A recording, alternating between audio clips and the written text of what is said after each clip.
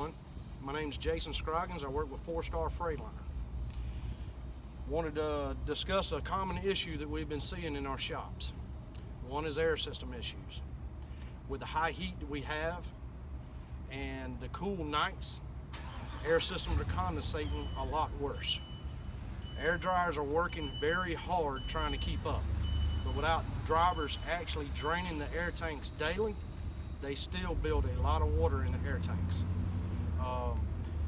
With this issue, what we have been seeing is transmission issues, after treatment issues, air ride issues, switches in the dash, air gauges, brake issues, all due to water in the air system.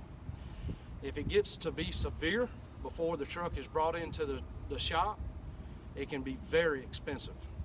Basically, the whole air system has to be tended to, drained of water. The main components replaced, such as air compressors, air dryers, draining of the air tanks, flushing the air tanks, and working all the water out of the air system. This can get very expensive, and we can combat that with daily draining of the air tanks.